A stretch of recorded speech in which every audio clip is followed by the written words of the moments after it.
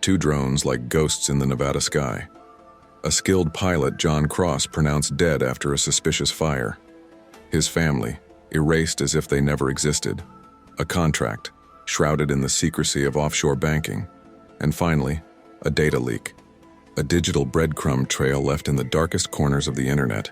We have followed this story through a labyrinth of corporate deceit and calculated misdirection. Each discovery only led to more questions. But now, we stand at the precipice of the final revelation.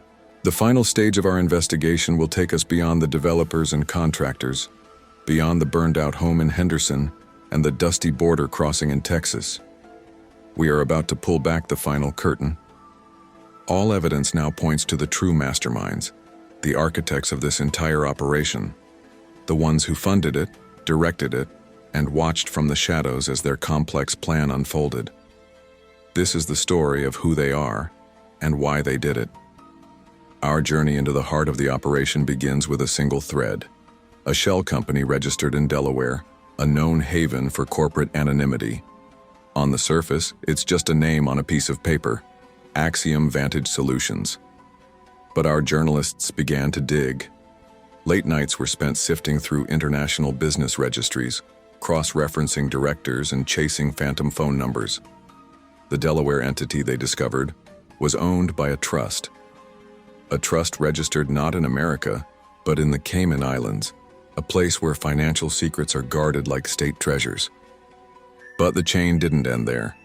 The Cayman Trust was, in turn, controlled by another legal entity, this time halfway across the world, in a sleek Singapore skyscraper. Each layer was designed to add complexity, to frustrate any investigation, to make the true source of the money impossible to trace. But they made one mistake. Following the money, the actual wire transfers, led our team back home to a surprisingly public-facing firm based in Washington, D.C., a company named NorthBridge Analytics, specializing in cyber intelligence and, crucially, government contracts. And here the alarm bells started ringing. This wasn't some unknown startup. NorthBridge Analytics had a history. It had been peripherally linked to similar private intelligence operations in the past, always emerging unscathed. Its polished executives were frequent guests on cable news and had repeatedly testified before Congress, passionately advocating for the privatization of intelligence functions. They called themselves patriots in the private sector. The final link was a lobbying group, a powerful, well-funded organization pushing legislation to expand the private sector's role in national security. And who were its primary donors? Figures directly connected to the board of NorthBridge Analytics. The picture was becoming terrifyingly clear. This wasn't just about one drone. It was about changing the very rules of the game. This is textbook private contractor warfare. One side sabotages the other to kill a billion-dollar deal. They hide behind legal walls, call it field testing, but make no mistake, this was an operation. Just as we thought we were closing in on a private conspiracy, a new source emerged. A former intelligence analyst, speaking on the condition of absolute anonymity, provided a new set of documents, and their contents were a bombshell. The contract for the drone launch wasn't just a private deal. It had been secretly reviewed and approved by a little-known division within the U.S. intelligence community. The official justification, buried deep in the appendices, was new technology assessment. But our source confirmed the unofficial mission, to test the loyalty and reliability of private contractors in a fully autonomous, high-stakes operation. They wanted to see how these companies would perform under pressure, far from direct government oversight. The ultimate goal was to create a deniable channel, a way for intelligence services to conduct sensitive operations through private companies, giving the government plausible deniability if anything went wrong. The drone test was a trial run for a new era of privatized espionage, and this explained the fate of the Cross family. The program included a contingency plan for protecting key personnel or silencing them. Maria Cross and her children were not missing. They were under federal control, absorbed into a highly classified witness security program. They were given new names, new histories, and a new life lived constantly looking over their shoulder. They were the acceptable collateral damage in a much larger game, With this new context, the remaining pieces of the puzzle fell into place. The darknet leak was confirmed to be authentic, but our source revealed it was unsanctioned.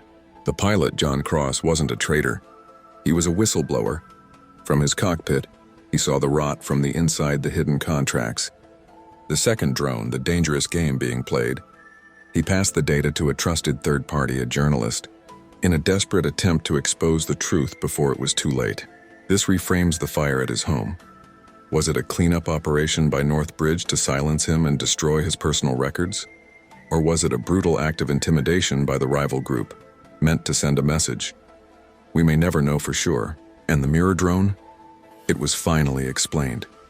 It was operated by a competing defense contractor, another powerful player vying for the same lucrative intelligence contracts. Their goal was simple: to sabotage the test, prove that NorthBridge's drone was insecure, and steal the government contract for themselves.